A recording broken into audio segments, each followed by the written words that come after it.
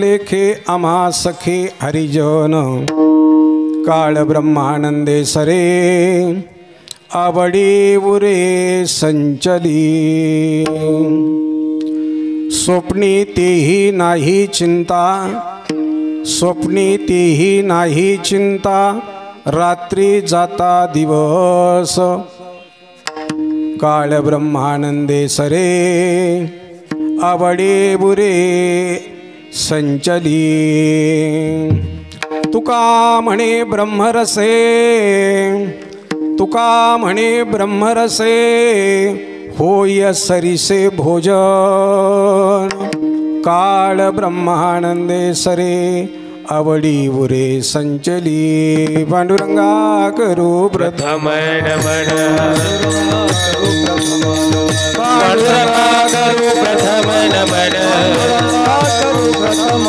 दुसरी चरण संताचिया दुसरी चरण संताचिया त्यांच्या कृपाने कथेचा विस्तार त्यांच्या कृपाने कथेचा विस्तार कृपाने कथेचा विस्तार बाबाजी सद्गुरु दास तुका बाबाजी सद्गुरु दास तुका बाबाजी सद्गुरु दास तुका पांडुरंगा करू प्रथम नमन दुसरी चरण संताची त्यांच्या कृपाने कथेचा विस्तार बाबाजी सद्गुरु दास तुका गुरुर्ब्रह्मा गुरुर्विष्णु गुरुर्देव महेश्वरा गुरुर साक्षात् परब्रह्म तस्मै श्री गुरुवे नमः अजं रुक्मिणी प्राणसंजीवनन्दं अजं रुक्मिणी प्राणसंजीवनन्दं परं धाम कैवल्यमेकं तुरीयं प्रसन्नं प्रपन्नात्यहं देवदेवं परब्रह्मलिंगं मजे पांडुरंगं वचनायिका कमलापती वचनायिका कमलापती माझी रंकाची विनंती कर जोडी तो कधी काढी आपणा साबे जवळी ओम नमो ज्ञानेश्वरा करुणा करा दयाळा तुमचा अनुग्रह लाधलो पावन झालो चराचरे मनोजवं मारुतुल्यवेगं जितेंद्रियं बुद्धिमतां वरिष्ठं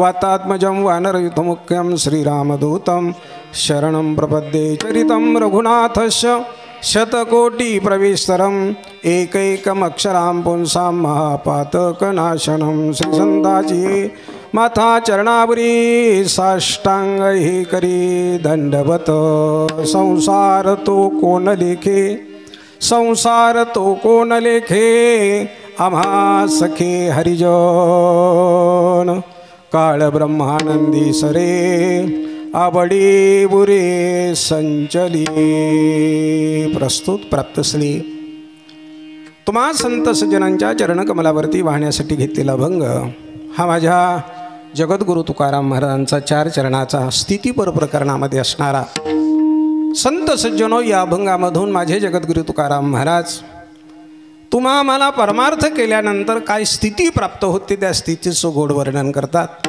महाराज म्हणतात आम्ही संतांची संगत केली भगवंताचं नामचिंतन केलं संसार आम्हीही केला पण तो संसार करत असताना आम्ही त्याला काहीही किंमत अशा प्रकारची दिली नाही का बरं असं झालं तर जगद्गुरु तुकाराम महाराज म्हणतात आमचे जे मित्र आहेत आमचे जे सखे आहेत ते हरिजन असल्यामुळे आम्हाला कुठल्याही प्रकारची अडचण संसार करताना आली नाही उलट झालं काही आमचा संसाराचा काळ हा जगद्गुरु तुकाराम महाराज म्हणतात त्या हरिभक्तांच्या संगतीमध्ये गेल्यामुळे आम्हाला कायम ब्रह्मानंद मिळाला पोटभर मिळाला सरेपर्यंत मिळाला आणि अधिक अधिक आवड अशा प्रकारची निर्माण झाली आता आमची आवड साचून राहिली इतक्या प्रकारचा आणि आम्हाला त्याचा काय झाला फायदा झाला। महाराज म्हणतात यांची संगत केल्यामुळे आमची स्थिती अशी झाली की स्वप्नात सुद्धा आम्हाला चिंता त्रास देत नाही मग जी स्वप्नात त्रास देत नाही ती रात्री झोपताना न उठताना आम्हाला त्रास देईल का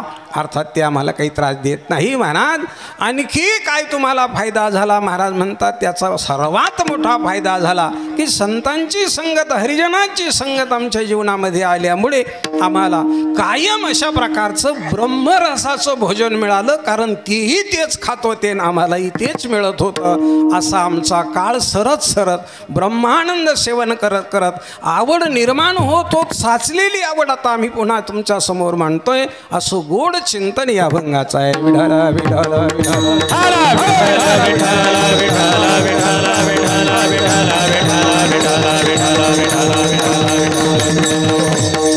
या अभंगावर चिंतन करण्यापूर्वी संत सज्जनो ज्या निमित्ताने हा आजचा कार्यक्रम आहे ते पुण्यसलद्ध किंवा ज्याला आपण पुण्यस्मरण म्हणतो या स्वरूपाचं स्वर्गीय गंगा भागीरथी भामाबाई हरिभाऊ नाळे यांचं हे प्रथम पुण्यस्मरण आहे आणि त्याच्यासाठी आपल्याला विनीत केलेली मंडळी आहे. श्री राजेंद्र हरिभाऊ नाळे मुलगा आहे, श्रीमती सिद्धूताई हरिभाऊ नाळे मुलगी आहे, गंगा भागीरथी इंदूबाई आशीराम नांगरे ही मुलगी आहे, सौभाग्यवती हिराबाई दत्तात्रय नारळे ही मुलगी आहे आणि श्री संजय राजेंद्र नाळे नातू आहे आणि श्री सागर राजेंद्र नाळे हाही नातू आहे. समस्त नाळे पाटील परिवार भानस शिवरा त्याबरोबर आप्तेष्ट गणगोत सखे सोयरे या सर्वांच्या उपस्थितीमध्ये संत सज्जन आज हा पुण्यस्मरण आणि सोहळा आपण अशा प्रकारचा साजरा करतो. हिंदू धर्मामध्ये पुण्यस्मरण करावं, श्राद्ध करावं असा विधी आहे. शास्त्रामध्ये जे अनेक विधी सांगितलेले त्याच्यापैकी हा विधी आहे. तसा जर बघितलं तर विधी या शब्दाचाच अर्थ संस्कार असा होतो. जे आपण संस्कार करू त्याला काय म्हणतात? विधी म्हणतात. सकाळी स्नान करणं हा विधी का संस्कार? सकाळी स्नान करणं हा संस्कार आहे आणि विधीसुद्धा आहे. स्नान केल्याशिवाय भोजन करू नये हा विधी आहे का संस्कार आहे? हा संस्काराचाही भाग आहे आणि विधी आहे. संत सज्जनो आंघोळ केल्याशिवाय कपडे बदलू नये हा विधी आहे का संस्कार आहे? हा संस्कार पण आहे आणि विधीसुद्धा अशा प्रकारची आहे. दर्शन घेतल्याशिवाय आणि अशा प्रकारच्या घराच्या बाहेर पडू नये हा संस्कार पण आहे आणि विधीसुद्धा आहे. मोठ्यांची आज्ञा मानली पाहिजे हा संस्कार आहे, विधीसुद्धा आहे. संत सज्जनो असे संस्कार आणि विधी खूप प्रकारचे आपल्याला पाहता येते. पैकी हिंदू धर्मामध्ये आणि संत सज्जनो काही प्रमुख अशा प्रकारची विधी आहे. त्याच्यामध्ये पहिला विधी कोणता असेल तर जन्माला येण्याच्या अगोदर गर्भसंस्कार नावाचा एक काय विधी आहे. म्हणजे आपल्याला कसा जन्माला बाळ घालायचं आहे ते आपल्या हातात आहे. काही मंडळी म्हणते ना आपल्या हातात असतात मग टेस्ट ट्यूब बेबी कशाला झाली असती ठीक आहे. तो आपल्या आगाऊपणाचा परिणाम आहे. विठ्ठल विठ्ठल विठ्ठल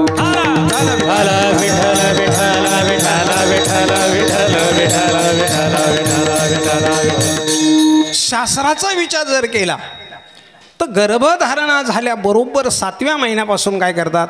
संस्कार करतात. म्हणून पूर्वीच्या मंडळीला विचारून पहा, मुलगी माहेरी आणली जायची, तिला गंगेवरून या कडीच्या त्या कडीला नेलं जायचं, तिच्याकडून महादेवाची आराधना पूजा वगैरे केली जायची, संत सजून तिची वटी भरली जायची, तिला पाळण्यात बसवलं जायचं, तिचं डोहळं केलं जायचं. हे सगळे प्रकार कशासाठी येतं तर त्या गर्भावर चांगले संस्कार व्हावेत म्हणून.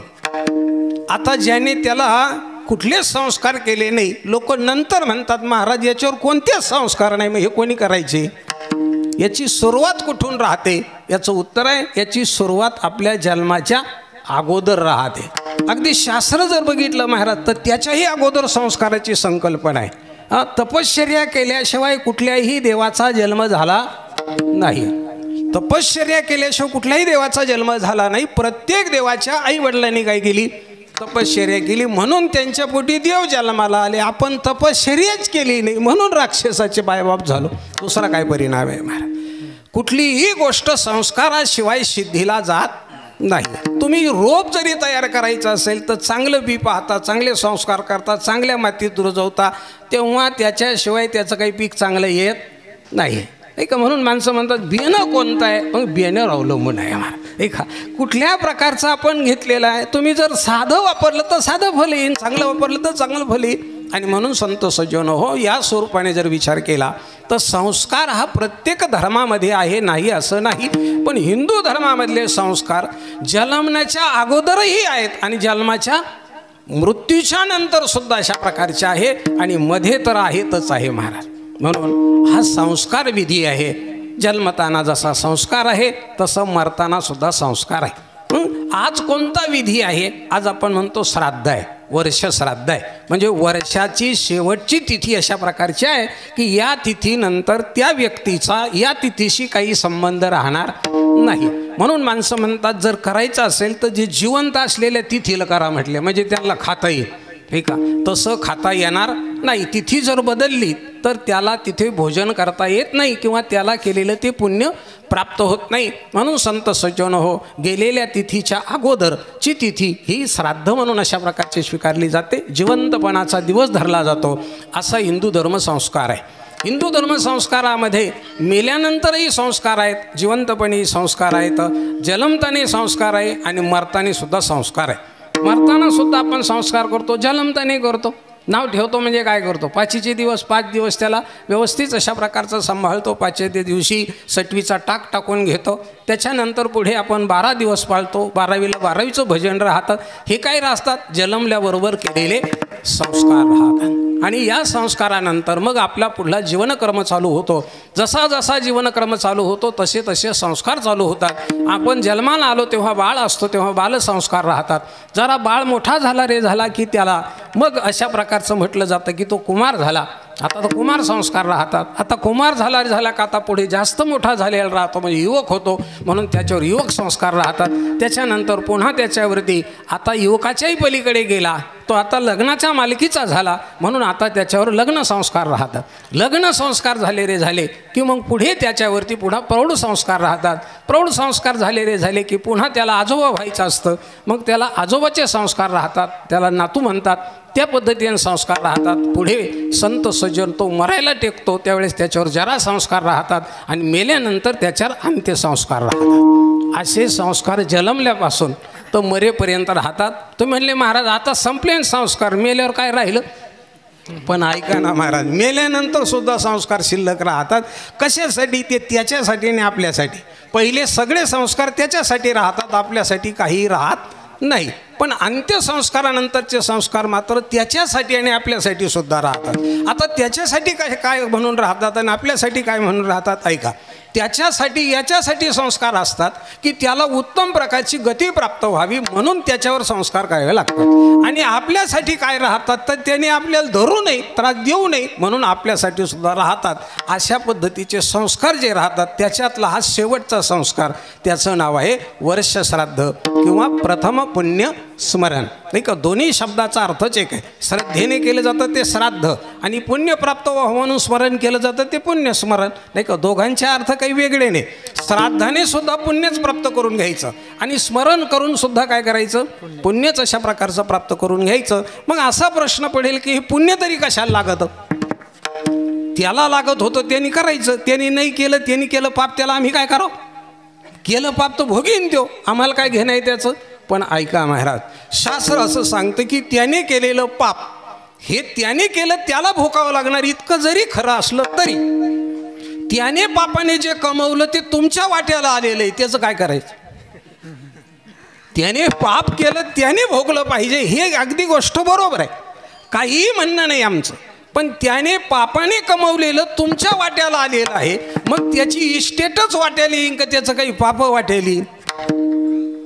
त्याचं पाप सुद्धा वाट्याला येईल की नाही? त्याने समजा त्या जमिनीवर कर्ज काढून गेलं मरून, आता कर्ज काढून मरून गेलं ते, मग ते कर्ज काढून मरून गेलं हे गोष्ट खरी आहे, ते मेलं. पण कर्ज थोडंच मेलं.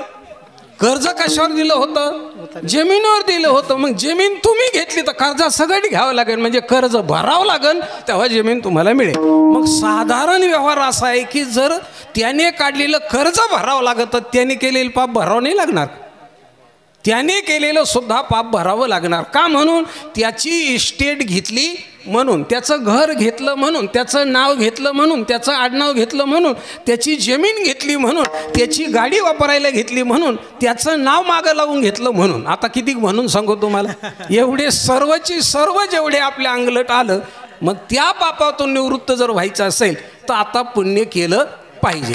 पण त्याने केलं नाही, मग आपण केलं पाहिजे. त्याने कर्ज नाही फेडलं तर कोणी फेडलं पाहिजे? आपण फेडलं पाहिजे. मग त्याने केलेलं जर पाप येत, आता फेडलं कोणी पाहिजे? आपणच फेडलं पाहिजे. मग पाप फेडायचं कसं? तर पाप फेडण्यासाठी 12-13 प्रकार आहेत की यांनी पाप फेडता येत. अगदी आपण नाम उल्लेख करू आणि पुढे जाऊ. कशा कशाने पाप फेडता येतं ऐका. पाप यज्ञ केलं तरी पाप फेडला जातं, तीर्थयात्रा केली तरी पाप फेडलं जातं, गंगेत स्नान केलं तरी पाप फेडलं जातं, गंगा गंगा वाचे म्हटलं तरी पाप फेडलं जातं, दृष्टीने ब्रह्मगिरी पाहिली तरी पाप फेडलं जातं. एवढंच नाही तर संत सज्जन अन्नदान केलं तरी पाप फेडलं जातं. त्याबरोबर नामस्मरण केलं तरी पाप फेडलं जातं, परोपकार केला तरी पाप फेडलं जातं, वस्त्रदान गोदान भूदान असं दान केलं तरी पाप फेडलं जातं. आता एवढे पाप फेडले जर जातात तर कीर्तन कशाला करावं लागतं? तेच केलं असतं ना, नाही का? म्हणजे हे साधनं सोडून तुम्ही नाहक खर्चात कशाला पडता, नाहक कशाला पुन्हा पखवादे आणा, टाळकरी आणा, गायक आणा, वादक आणा, विनेकरी आणा, हे सगळे आणा आणि मग कीर्तन करा. मग एवढं करायचं सोडून आम्हाला कीर्तनच का करायचं सांगितलं? तर ऐका महाराज, संत सज्जनो, बाकी साधनाने पाप जात नाही असं अजिबात नाही. पाप जातं, पण पाप जाण्यासाठी त्या साधनाला चित्त शुद्ध लागतं, त्याच्याशिवाय पाप जात नाही. जर चित्त शुद्ध असेल तरच ते पाप जातं. एक. दुसरं कारण असं आहे की त्याच काळात करावं लागतं तर पाप जातं. दोन. तिसरं कारण असं आहे की ज्याच्याकडून ते कर्म करून घेतलं जातं तो व्यवस्थित मंत्रोच्चार करणारा असला पाहिजे तर पाप जातं. तीन. आणि चौथं कारण जो पूजेला बसलेला आहे तो धोरणात असावा लागतो. हे चार.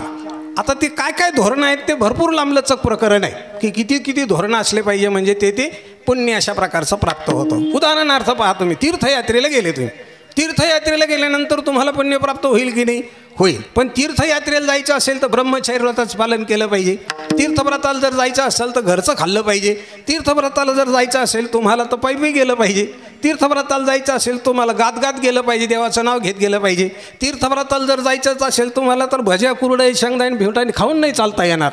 त्याच्यासाठी तुम्हाला वानप्रस्थ आश्रम स्वीकारावं लागणार आहे, जंगलात मुक्कामाला राहावं लागणार, तिथंच लाकडं गोळा करावं लागणार आहे, तिथंच दगड पाहावं लागणार आहे, तिथेच तवा घ्यायचा, तिथेच भाकरी ढापायच्या, त्याच्यामध्ये सुद्धा तळातळी काही करायची नाही. मग साधं जेवण करायचं की ज्यानेमुळे आपल्याला कुठल्या प्रकारचा त्रास होणार नाही. विहार करायचं तो वनामध्ये, राहायचं ते वनामध्ये, जायचं ते गात जायचं. तिथं गेलं की ब्रह्ममुहूर्तावर उठून स्नान करायचं. ते स्नान सुद्धा सचेल करायचे. सचेल स्नान केल्यानंतर जे कपडे आपण घालतो त्याच्यावर जल शिंपडायचे, नंतर ते अशा प्रकारचं घालायचं. तीर्थयात्रेला जात असताना दाढी नाही करायची, कटिंग नाही करायची, नखं नाही काढायचे, साबण नाही लावायची, धुणं सुद्धा त्या तीर्थात धुवायचं नाही. आता हे सगळे नियम जर पाळायचे म्हटले तर माझ्या हिशोबाने कोणीच तीर्थयात्रेला जाणार नाही. का जाईल कोणी? ते म्हणणार महाराज एवढे जर त्रास होतो तर तीर्थयात्रेला जाऊन करायचं काय म्हटले आम्हाला. मग आता तीर्थयात्रा करणं दिसायला सोपी आहे, पण पुण्य मिळवण्यासाठी मात्र ती कशी आहे? अवघड आहे. हे म्हणायला सोपं आहे तुम्हाला, तीर्थयात्रेला गेलं काय होतं, माणसाचं पाप जातं, पुण्य प्राप्त होतं. यज्ञाचं पहा, यज्ञसुद्धा तसाच आहे. यज्ञ करायचं सुद्धा साधं सोपं साधन नाही. त्याला गावरान गाईचं तूप लागतं, ते सुद्धा हत्तीच्या सोंडीचं सोडावं लागतं. हत्तीच्या सोंडीचं काय? गावरान तूप गाईचं. त्या हत्तीचं सोंडीचं सोडून द्या, सध्या सुईच्या तोंडाचं सुद्धा तूप भेटाना, तर हत्तीचं कुठून सोडून मोकळं करायला बसले. म्हणून संत सजीवनं यज्ञ करणं सुद्धा काही सोपं नाही. शिवाय यज्ञामध्ये वापरायच्या वस्तूसुद्धा खिडक्या नसल्या पाहिजे, त्या परत पूजेला गेलेल्या नसल्या पाहिजे. इथं तर आपण बामणाला उक्ती पूजा देऊन टाकतो. म्हणजे 3000 सगळं तुमच्याकडं, खारका आणा, वाट्या आणा, सुपाऱ्या आणा, काय पाना आणा, सगळं काय तुम्हीच घेऊन या आणि तुम्ही पूजा करा, फक्त आमच्या नावाने करा, बाकी काही नाही. मग ते ब्राह्मण तर बिचारा काय करणार? ते सुद्धा सगळ्या गावाच्या सुपारी एकत्र केलेल्या राहतात. मग त्याच्यातल्या 10व्यातल्या बी त्याच्यातच राहतात, यज्ञातल्या त्याच्यात राहतात, लग्नाच्या त्याच्यातच राहतात, सत्यनारायणाच्या त्याच्यात राहतात. त्याच्या हाताला जी सापडून ती आली तर ती नशिबान समजायची. मागच्या वेळेस ती सुपारी लक्ष्मी झाली होती, ह्यावेळेस गणपती होऊन बसती, कारण ती जिथं ठुली तिथं तिला राहावं लागतं. म्हणून संत सज्जन आता या पद्धतीने जर साधा सत्यनारायण करता येते ते यज्ञ कधी करायचो आपण? म्हणून संत सज्जन इतर साधनाने प्राप्त होणारं पुण्य हे प्राप्तच होईल याची काही नाही गॅरंटी नाही. बरं, दुसरा भाग असा की एवढा खटाटोप करायचं आणि एवढं पुण्य व्हायचं. खटाटोप किती करायचा? एवढा मोठा. आणि पुण्य किती प्राप्त होणार? एवढं पुण्य प्राप्त होणार. जसं बदाम खावा का मुरमुरे पोतं भर खाल्ले तर माणसाचं पोट किती भरण? पण यांना पाहिलं तर दाबड गळलं त्याचं खाऊ. ते म्हणले काय म्हणले, तुम्हाला काय कमी केलेले? चिवडा करून ठेवलेला आहे, उठात जाण खा जा. ते म्हणले त्या चिवड्याने तर महासारा चिवडा केला. भूक खाल्लेलं समजाना, पचाना बिन पोटं भराना, काय फायदा आहे? म्हणले तू थांबले, तू पोतं भरून करून ठेवला, तुम्हाला 12 महिने पुरण. ते म्हणले 12 महिने मला नाही पुरायचं, मी ते खाऊन मलाच पुरावं लागेल. म्हणले इतकं ते अन्न अशा प्रकारचं त्याच्यामध्ये ताकद नाही आहे. मग थोडं खाऊन जसं आपल्याला आणि यश प्राप्त करून घेता येतं तसं पुण्य प्राप्त करून घेण्याचा सगळ्यात सोपं साधन कोणतं असेल तर माझ्या संत मंडळीने जगद्गुरु तुकाराम महाराजांनी सांगितलं की तुम्हाला जर सगळ्यात सोपं साधन पाहायचं असेल पुण्य प्राप्त करून घ्यायचं तर दुसरं कोणतं साधन इतक्या झटपट तुम्हाला काही पुण्य देणार नाही. मग असं सोपं साधन सांगा ना म्हटले तर जगद्गुरु तुकाराम महाराजांनी भगवंताच्या नामस्कीर्तनालाच साधन पै सोपे असं चिंतन मांडलेलं आहे.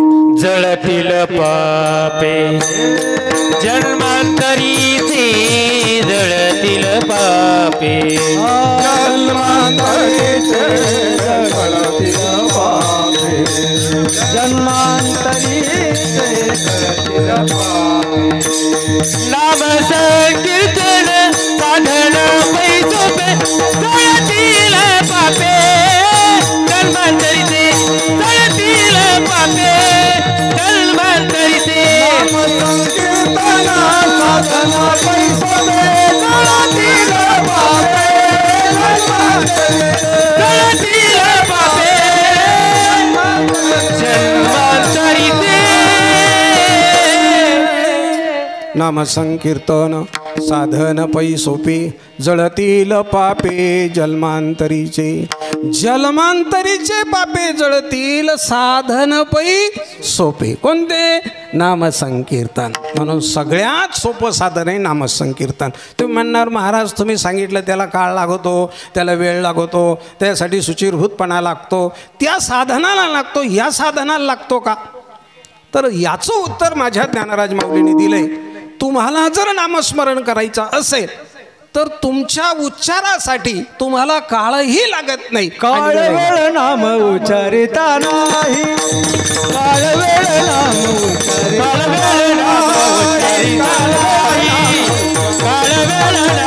उच्चारिता नाही दोन्ही पक्ष पाहि उदर दोन्ही पक्ष पाहि उदर दोन्ही पक्ष पाहि उदर हरिमुखे म्हणा हरिमुखे म्हणा हरिमुखे म्हणा हरिमुखे म्हणा दोन्ही पक्ष पायी उदर दोन्ही पक्ष पायी उदर दोन्ही पक्ष पायी उदर हरिमुखे म्हणा हरिमुखे म्हणा हरिमुखे म्हणा हरिमुखे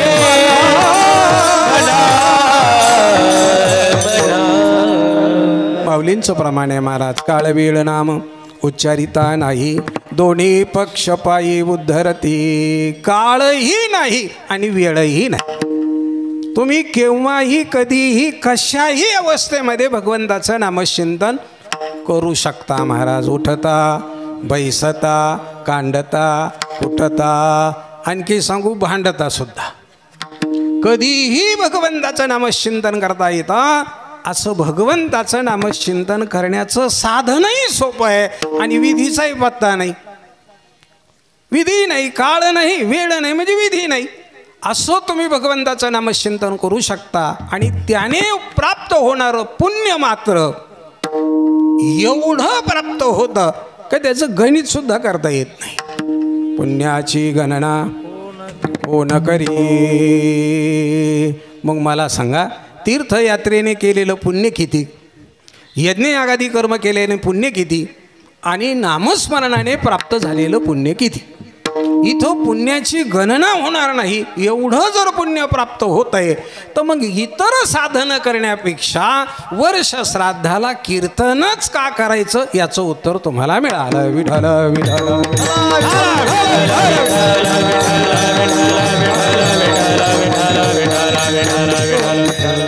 दुसरं एक कारण आहे. दुसरं कारण काय आहे तर संत सज्जन हो कीर्तनामध्ये आणि इतर साधनामध्ये हा फरक आहे. तर इतर साधनामध्ये आवड असेलच असा काही भरोसा नाही महाराज. सत्यनारायण घालताना आपल्याला आवड आहे म्हणून घालतो का सवासणी घालताना आवड आहे म्हणून घालतो का आसराला जीव घालतो आपण आवड आहे म्हणून घालतो का नाही धरलंय म्हणून घालतोय. ठीक आहे सुकून पाहिलं ना त्यानं धरलेलं सापडलं मग धरलेलं सापडलं तर म्हणले तो मानून घेते सवासणी घालते मन मला सोड.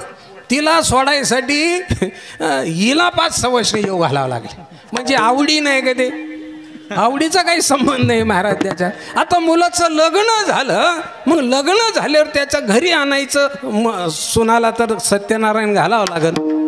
एक लोक विचारतात ना, लग्न झालं सत्यनारायण कधी, सत्यनारायण कधी, सत्यनारायण कधी. म्हणले तुम्हाला काय करायचं, कवा घालो आम्ही. ते म्हणले कवा नाही, लग्न झाल्यावर घालावं लागत. म्हणले मग असं असेल तर जातो बाबा ब्राह्मणाकडे. म्हणजे आता आवडीनं घातला का घालावं लागतो म्हणून घातला? आवडीने नाही घातला, त्याने घालावं लागतो म्हणून घातला. बरं तो घालावं लागला म्हणून घातला, भीतीने घातला का प्रेमाने? ते तो भीतीने घातला का? तर सत्यनारायणाच्या त्या साधूची नौका पडली होती, आपली वाचली पाहिजे नाही का. म्हणून त्या भीतीने त्याने काय केलेलं आहे, सत्यनारायण घातलेलं आहे. मला सांगायचा भाग एवढाच की आवडीने केलं जातं ते नामस्मरण, आणि आवड नसताना सुद्धा करावं लागतं, तो विधी राहतो. आणि म्हणून संत सज्जन हो, आवडीने जर भगवंताचं नामचिंतन घेतलं तर माझ्या वारकरी संप्रदायातले संत म्हणतात,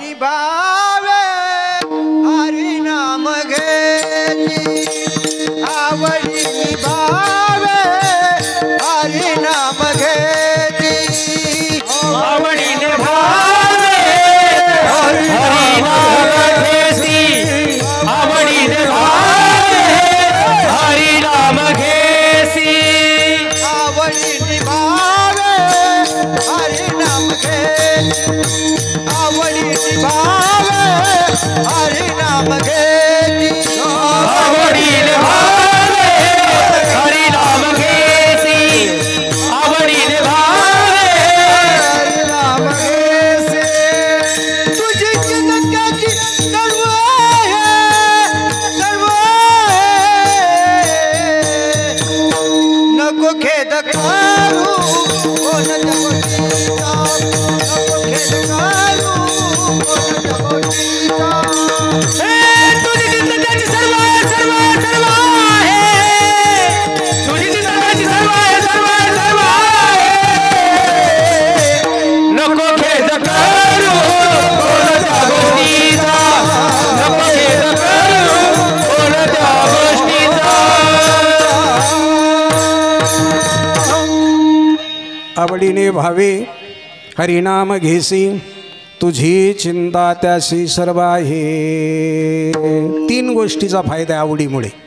पहिले आवडीने भावे, प्रेम निर्माण झालं, तुझी चिंता त्याशी चिंता गेली, आणि तिसरा फायदा नको खेद करू. किती फायदे झाले? 3. जर आवडीने भगवंताचं नामचिंतन केलं तर 3 फायदे आहेत, आणि आवड नसताना जर केलं तर फक्त विधी आहे. म्हणजे हा दोघांमधला फरक आहे. कीर्तन हा विधीही आहे, आणि कीर्तन हे पुण्य निर्माण करण्याचं साधन आहे. कीर्तन चांग, कीर्तन चांग. होयांग हरी रूप, होयांग हरी रूप, हरी रूप, होयांग हरी रूप.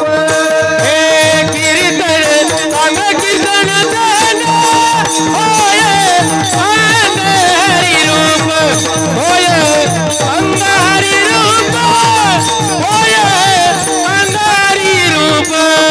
कीर्तन चांग, कीर्तन हरी रूप, होय अंग हरी रूप, अंग हरी रूप, हरी रूप. किती गोड प्रमाणे बा. कीर्तन चांग, कीर्तन चांग, होय अंग हरिरूप, हरिरूप अंग होय चांग कीर्तन. एवढं चांगलं अशा प्रकारचं कीर्तन आहे. म्हणून संत सज्जनो, पुण्यप्राप्तीसाठी आणि आपल्याला हा सर्व उत्सव करावा लागतो. आणखीन काय अशा प्रकारचं याचं महात्म्य आहे, तर पुण्य प्राप्त झाल्यामुळे पुण्य हे देता येतं महाराज. बाकीच्या गोष्टी देता येत नाही. आपल्याला आपलं आयुष्य दुसऱ्याला देता येत नाही. माणसं म्हणतात मग हा आयुष्य तुला लाभ हो, हे वरची वरच म्हटलं जातं. तर जर म्हटलं मग तू लगेच जाय मी राहतो, तर तो म्हणणार तू जाय मी राहतो. म्हणून आयुष्य फक्त म्हटलं जातं माझं आयुष्य तुम्हाला लाभ हो, माझं आयुष्य तुम्हाला लाभ हो. सगळ्या म्हाताऱ्या माणसं गेले भेटायला का मग आयुष्य तुला मिळावं, हां मग आयुष्य तुला मिळावं. आणि ताप आला का ते म्हणते मला दवाखान्यात घेऊन जाय. म्हणले का मरायला लागले न कवर मी वाट पाहतो म्हणले. तो मत आहे का मी मारावं म्हणून? ते म्हणले तूच म्हणले तो आयुष्य मला लाभावं. मग तू मेल्याशिवाय तो राहिलेलं आयुष्य मला कसं मिळेल? माझ्या आयुष्यात टापला का माहेर एकाला एवढं कमीलं बोटांनीशी संसार केला आणि मागं लागलं येऊ दे म्हणले तो आहे बापाला. मग सांगत म्हणजे संत सज्जनो आयुष्य द्या असं म्हटलं जातं पण देता येत नाही. शक्ती द्या असं म्हटलं जातं पण शक्ती देता येत नाही. रोग मला वाटून द्या म्हटलं जातं पण कोणाचा रोग वाटून घेता येत नाही महाराज. फक्त दोनच गोष्टी वाटून घेतल्या येतात. एक तर पैसा वाटून घेता येतो आणि दुसरी गोष्ट पुण्य वाटून घेता येत. पण पैसा वाटून जरी घ्यायचा म्हटलं तर ज्याचा आहे त्याने दिला पाहिजे, त्याच्याशिवाय काय वाटून घेता येत नाही. पुण्य मात्र आपल्याला सहजासहजी वाटून घेता येतं. कसं वाटून घेता येतं महाराज? ज्याच्या प्रित्यर्थ केलं त्याला ते प्राप्त होतं. ज्याच्यासाठी केलं त्याला काय होतं? ते प्राप्त होतं महाराज. हां तुम्ही पहा लग्नामध्ये जेव घातलं जातं. मग आता नवरीच्या बापाला एवढी अन्नदान करायची हौस आहे का? त्याने काय बुंदी काय हालिली, रात्रभर शेव काय काढली, पापड्या काय केल्या, हां 5 पकवानाचं जेवण केलं. त्यांना विचारलं म्हणले का हो तुम्हाला लईच तुमचा हात मोकळा आहे, तुम्ही मोकळ्या मनाने अन्नदान केलं? ते म्हणले मोकळ्या मनाने नाही केलं, बाई चव जाऊ नये म्हणून केलं. जर का मी मोकळ्या मनाने नाही केलं तर समोरची पार्टी भलीच श्रीमंत आहे, माझी किंमत गेल्याशिवाय राहायची नाही म्हणून केलं. याचा अर्थ काय की तिथे देणं आहे पण देणाऱ्याच्या हिशोबावर अवलंबून आहे ना महाराज. तसं पुण्य मात्र तुम्हाला सहजासहजी देता येतं. लग्नासाठी केलेलं अन्न हे मुलीच्या नावाने दिलं जातं. वर्षश्राद्धासाठी केलेलं अन्नदान हे कोणाच्या नावाने केलं जातं? जी व्यक्ती गेली म्हणजे आमच्या भीमाबाई गेल्या, त्या गेल्या त्यांच्या नावासाठी हे काय आहे? अन्न आहे. मग मला सांगा मुलीच्या लग्नात केलेलं अन्नदान जर लोकांना विचारलं कसं काय लग्न झालं, कसा मुलगा कसा होता, मुलगी कशी होती, वऱ्हाड किती आलं होतं, ते म्हणले मुलगी चांगली, हे नवरदेवही चांगला, हे वऱ्हाडही भरपूर आलं होतं, पण एकच अडचण झाली म्हणले कनी पंक्तीला पुरलंच नाही म्हणले, त्याच्यामुळे जरा अडचण आली. याच्याऐवजी मुलगी काळी ढूस आहे, मुलगा कुठं पाहतो काही समजत नाही आहे, पाहुणेसुद्धा कमी आलेले आहेत पण जेवण चांगलं झालेलं आहे. त्यांना विचारलं कसं काय, ते म्हणले काही हो का नाही हो पण स्वयंपाक 1 नंबर होता. याचा अर्थ काय महाराज? मुलीच्या नावाने केलेल्या अन्नदानाचं फल कोणाला मिळालं? मुलीला मिळालं. मग वर्षश्राद्धाच्या निमित्ताने केलेलं अन्नदानाचं पुण्य कोणाला मिळणार? ज्यांचं वर्षश्राद्ध आहे त्यांना मिळाल्याशिवाय राहणार नाही. किंवा आपल्या घरातलं उदाहरण पहा. आपल्या घरामध्ये जर पाहुणे आले तर पाहुणे आल्यानंतर तिथे भजी कुरडई केली जाते, पुरणपोळीचा स्वयंपाक केला जातो. मग आपल्यासाठी केलेला राहतो पाहुण्यासाठी? शेजाऱ्याने विचारलं का म्हणले लय तळातळी चालली काय भानगड आहे? ते म्हणले रुक्मिणी पाहुणे आलेत पाहायला. तिला पाहायला आले म्हणले हो. मग त्यासाठी का पुरणपोळ्या स्वयंपाक केला म्हणले. पोरं म्हणले आई मग असं पाहुणे आल्यावर जो तू पुरणपोळ्याचा स्वयंपाक करती तर आम्ही दररोज राहतो, मग आम्हाला व्यसन का मग घालती? ते म्हणले भाऊ पाहुणे आल्यावरच करावं लागतं, घरच्यासाठी काही नसतं. पण काळजी करू नको, तू शाळेत जाऊ नये, पाहुणे गेले रे गेले जेवून, कमी तुला सुद्धा पुरणपोळ्या शिल्लक ठेवल्याशिवाय राहणार नाही. त्याने पुरणपोळ्या खाल्ल्या पण सांगितलं आई मला एक कळत नाही, मी तो सखा लेक असून मला पुरणपोळ्या नाही, तो व्हायचाय त्याच्या आत त्याला पुरणपोळ्या. ते म्हणले त्यांच्या नावाने केलेले गपचीप खाऊन घे. याचा अर्थ काय महाराज? हरेक स्वयंपाक हरेक अन्न ज्याच्या नावाने केलं जातं त्याचं पुण्य जर त्याला प्राप्त होत असेल तर वर्षश्राद्धाने केलेल्या सर्व प्रकारचं पुण्य ज्यांचा पण वर्षश्राद्ध करतो त्यांना प्राप्त झाल्याशिवाय राहत नाही. तुम्ही म्हणणार महाराज हे तुम्ही उगं कीर्तन व्हावेत म्हणून बोला. आता देखा आमचे काही सुशिक्षित मंडळी राहते ते म्हणले महाराज लोक पटवून द्यायचं कामच राहतं त्यांचं कामच राहतं. मग आता तुमच्या भाषेत सांगतो. संत सज्जनो मला सांगा तुम्हाला जर पैसे कमी पडले तुम्ही कोणाचे पैसे घेता? तुम्हाला जर पैसे कमी पडले समजा तुम्ही तिकडं अमेरिकेत येतात आणि तुम्हाला तिकडं पैसे कमी पडले, खानाडीवाल्याला पैसेच नव्हते द्यायला, तिथून फोन केला तुम्ही, सांगितलं बाबा म्हणले काय मग खानाडीवाल्याला पैसेच नाही द्यायला. ते म्हणले भाऊ जवळ असता तर मी एस टी धरली असेल तो इकडं आला असतो, पण आता कसं काय येऊ, पैसे कसं काय देऊ, मला पैसे कुठे देता येते का?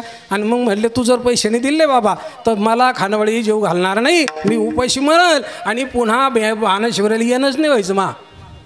म्हणले असं नको करू, काही कर, पण त्या खानावळ्याचा हातपाय पडते. म्हणले हातपाय पड नाही तर काही कर, पण ते पैसे थकलेले असल्यामुळे मला तो काही जेवायला देत नाही, मला पैसेच पाहिजे.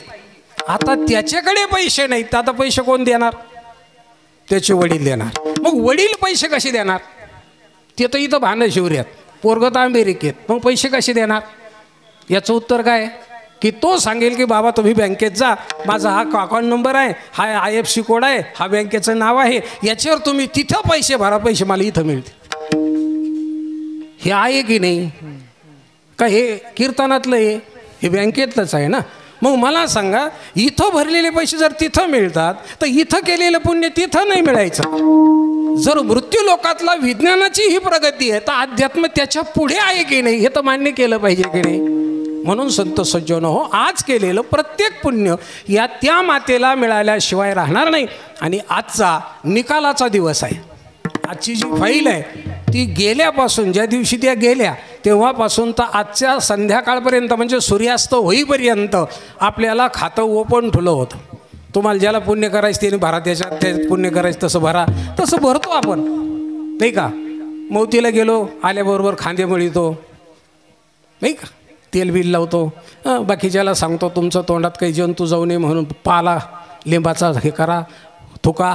ते सगळे गेल्यानंतर शेजारी पाजारी अन्न आणून देतात, त्याला जीव घालतात. असं 10 दिवस लोकांचेच अन्नावर जागावं लागत नाही का. खांद्या करायला जीव घालावं लागतं, जो पानडी त्याला सूर्यास्त व्हायच्या आत जीव घालावं लागतं. परत असा 10 दिवस गेले की 13व्याला भोजन घालावं लागतं, सुतक फिटतं. तिथून पुढं आपल्या घरचा स्वयंपाक सुरू होतो. मग दर महिन्याला परत भजन ठेवावं लागतं, परत नैवेद्य दाखवावं लागतो, परत 10-5 लोक जीव घालावे लागतात. असं करीत करीत 11 महिने करावं लागतं. आणि 11 महिने केल्याच्या नंतर मग 11.5व्या महिन्यामध्ये काय येतं? वर्ष श्राद्ध येतं. आता मात्र दर महिन्याला जे बोलिले नव्हते, जे काही खाऊ घालायचं होतं, जे काही पुण्य करायचं होतं ते काही करता आलं नाही, ते घरच्या पुरतंच केलं. आता जास्त पुण्य करायचं आहे म्हणून जास्त लोक आले पाहिजे म्हणून वर्ष श्राद्धाला सगळ्याला बोलिलं तुम्ही या. म्हणजे नाते गोते मित्र वगैरे सगळे सोयरे सगळे आले आणि सगळे व्यवस्थित भोजन करून जातील. आता भोजन करून गेल्यामुळे सगळ्यांचे आत्मे काय झाले? तृप्त झाले. जाताना सगळ्यांनी काय दिलं? आशीर्वाद दिला. पोरं चांगले निघाले. म्हणले म्हातारीने आयुष्यभर कष्ट केले पण पोरांनी वर्ष श्राद्ध मोठं थाटामाटात केलं आणि स्वयंपाकसुद्धा 1 नंबर होता, कीर्तन छान झालं, माणसं खूप आले होते. या सर्व आशीर्वाद कोणाला मिळतील? तिला मिळतील की नाही? वरून ती म्हणणार मा लेख धोरणात निघाला, म्हणले चांगलं केलं, मी गेल्यावर सुद्धा त्याने माझ्यासाठी काय केलं? पुण्य केलं. याच्याऐवजी जर ती वरून पाहत असेल, खाली काहीच करीत नसेल तर मग मात्र ती वरून शाप दिल्याशिवाय आहा कटाटाची करीती पितर